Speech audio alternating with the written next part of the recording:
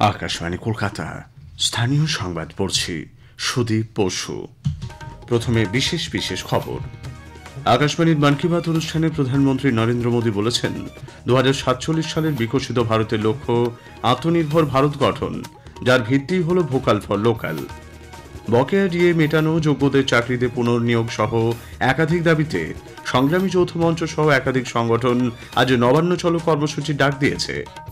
ভারতের নির্বাচন কমিশনের তরফ থেকে নির্দেশের পর রাজ্য সরকার মুখ্য নির্বাচনী আধিকারিকের দপ্তরে থাকা গুরুত্বপূর্ণ শূন্যপদগুলি পূরণে উদ্যোগী। বিজেপি শাসিত রাজ্যগুলিতে বাংলাভাষী মানুষদের হেনস্থার অভিযোগ তুলে এর প্রতিবাদে মুখ্যমন্ত্রী মমতা ব্যানার্জি আজ প্রতিবাদ আন্দোলনের সূচনা করছেন। বিধানসভার বিরোধী দলনেতা শুভেন্দু অধিকারী মুখ্যমন্ত্রীর এই আন্দোলনকে তীব্র কটাক্ষ করেছেন। রাজ্যে ওবিসি মামলা সুপ্রিম কোর্টে আজ শুনানি। আসছি বিস্তারিত সংবাদে। প্রধানমন্ত্রী নরেন্দ্র মোদী বলেছেন 2047 সালের বিকশিত ভারতের লক্ষ্য আত্মনির্ভর ভারত গঠন, এর ভিত্তি হল ভোকাল ফর লোকাল। গতকাল আকাশবাণীতে মন কি বাতের 124তম পর্বে তিনি বলেন, যা যা ভারতে তৈরি হয়েছে তার সঙ্গে ভারতীয়দের অনেক পরিশ্রম যুক্ত রয়েছে। দেশবাসীকে সেই সব সামগ্রী কেনার ফের আর্জি জানিয়েছেন প্রধানমন্ত্রী।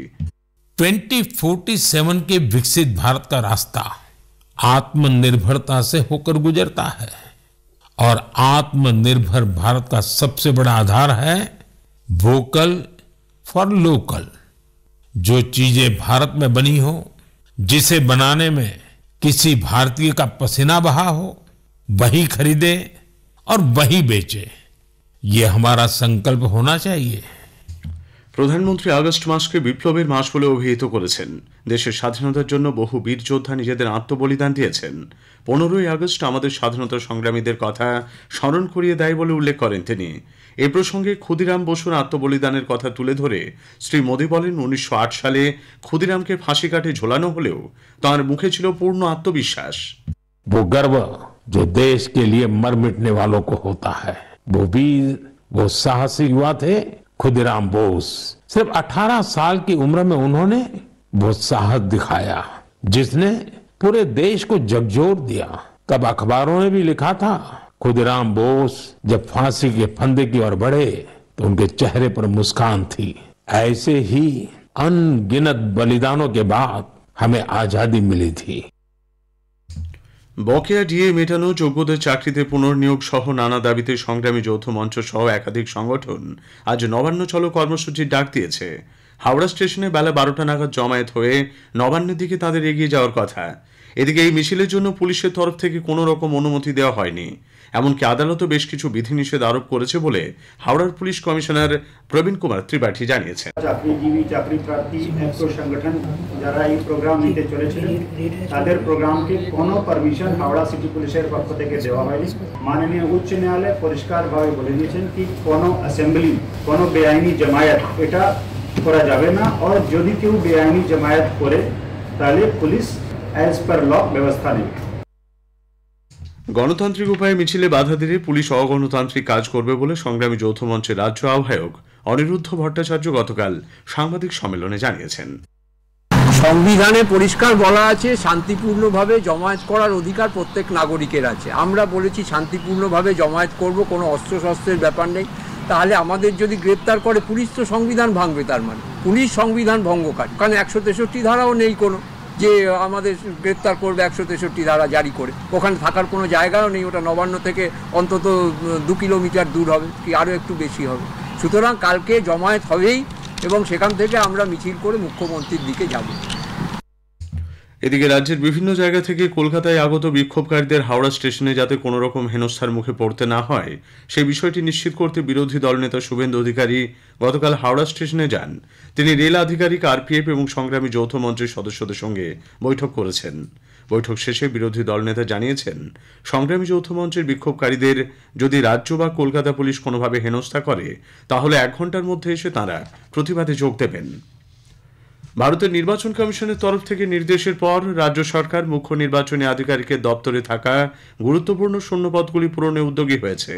এই সপ্তাহের গোড়াতেই নির্বাচন কমিশন রাজ্যের মুখ্য সচিব মনোজ পান্তকে লেখা এক চিঠিতে মুখ্য নির্বাচনী আধিকারিকের দপ্তরের কাজকর্ম ও প্রশাসনিক উভয় ক্ষেত্রেরই স্বতন্ত্রতা নিশ্চিত করার জন্য বলেন। ওই একই চিঠিতে নির্বাচনী আধিকারিকের গুরুত্বপূর্ণ 4টি শূন্যপদ পূরণের জন্য সুপারিশ করা হয়। এর প্রেক্ষিতে রাজ্য সরকার কয়েকজন আমলার নাম নির্বাচন কমিশনে পাঠিয়েছে বলে সূত্রকে উদ্ধৃত করে সংবাদ সংস্থা আইএনএস জানিয়েছে। পাশাপাশি মুখ্য নির্বাচনী আধিকারিকের দপ্তরের স্বতন্ত্রতার প্রশ্নে রাজ্য সরকার আইনি পরামর্শ নেবার কাজও শুরু করেছে বলে জানা গেছে। ভোটার তালিকার বিশেষ নিবিড় সংশোধনের কাজ এ রাজ্যে হলেও প্রকৃত ভোটারদের নাম কখনোই তালিকা থেকে বাদ পড়বে না বলে কেন্দ্রীয় প্রতিমন্ত্রী বিজেপি নেতা সুকান্ত মজুমদার জানিয়েছেন।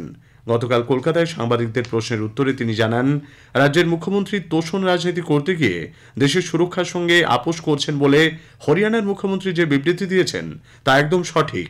শ্রী মজুমদার বলেন, কোনো রোহিঙ্গা ও অনুপ্রবেশকারী দেশের নির্বাচনী তালিকায় থাকবে না। মমতা বন্দ্যোপাধ্যায়ের ভোট ব্যাংক এরা খোঁজ নিয়ে দেখুন, মমতা বন্দ্যোপাধ্যায়ের পার্টি করে ভোট ব্যাংক এরা মমতা বন্দ্যোপাধ্যায়ের হয়ে এরা প্রচারে নেমেছেন। কারা ধরা পড়ছে, তাদের নামের লিস্ট, তারা নাগরিক কিনা সেটা পশ্চিমবঙ্গে পাঠানো হয় সেই সরকারের পক্ষ থেকে। হরিয়ানা সরকারও পাঠিয়েছে। পশ্চিমবঙ্গ সরকার যদি বলে দেয় এরা বাংলার নাগরিক, তাহলে এরা ছাড়া পেয়ে যাবে। পশ্চিমবঙ্গ সরকার বলতে দেরি করছে ইচ্ছে করে, যাতে এই ধরনের এদের উপর অত্যাচার হয় এবং এরা সেটা বাইরে বলতে পারে।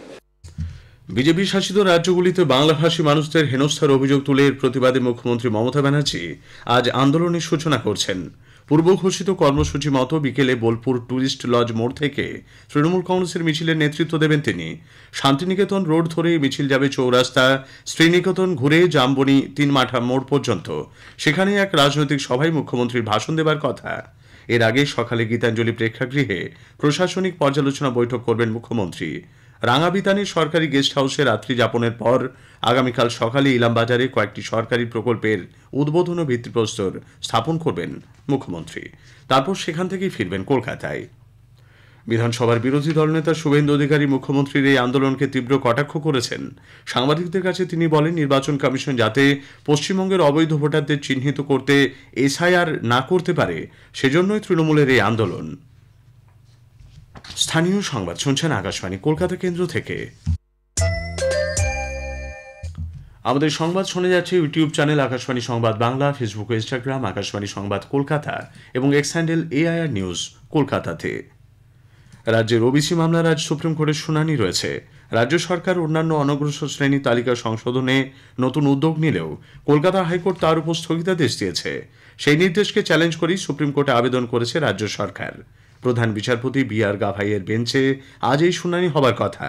মামলার নিষ্পত্তি না হওয়ায় রাজ্যে বিভিন্ন সরকারি নিয়োগের সমস্যা হচ্ছে বলে রাজ্য সরকারের বক্তব্য। এদিকে রাজ্যের বিভিন্ন বিশ্ববিদ্যালয়ে উপাচার্য নিয়োগ সংক্রান্ত মামলার আজ সুপ্রিম কোর্টে শুনানি রয়েছে। রাজ্যের অভিযোগ, রাজ্যপাল একাধিক ক্ষেত্রে সুপারিশ করা তালিকার প্রথম নামকে উপেক্ষা করে দ্বিতীয় বা তৃতীয় প্রার্থীকে উপাচার্য হিসেবে বেছে নিয়েছেন। এই প্রক্রিয়া নিয়ে তৈরি হয়েছে বিতর্ক এবং আইনি সংঘাত। পশ্চিম মেদিনীপুরে দাসপুর 2 নম্বর ব্লকের চক সুলতান সমবায় সমিতির নির্বাচনে গতকাল জয়লাভ করেছে তৃণমূল কংগ্রেস বিরোধী সমবায় বাঁচাও মঞ্চের প্রার্থীরা। মোট 41টি আসনের মধ্যে সবকটিতেই জয়ী হয়েছে তারা। আদালতের নির্দেশে কড়া নিরাপত্তার মধ্য দিয়ে নির্বাচন অনুষ্ঠিত হয়। পুলিশি জুলুম এবং নানাভাবে হয়রানির অভিযোগ তুলে joint committee of bus operators association আজ থেকে টানা 3 দিন ডায়মন্ড হারবার ও কাকদ্বীপ মহকুমার সমস্ত বাস পরিষেবা বন্ধ রাখার ডাক দিয়েছে। ফলে আজ সকাল থেকে জেলার বড় অংশে রাস্তায় নামেনি কোনো বাস মিনিবাস।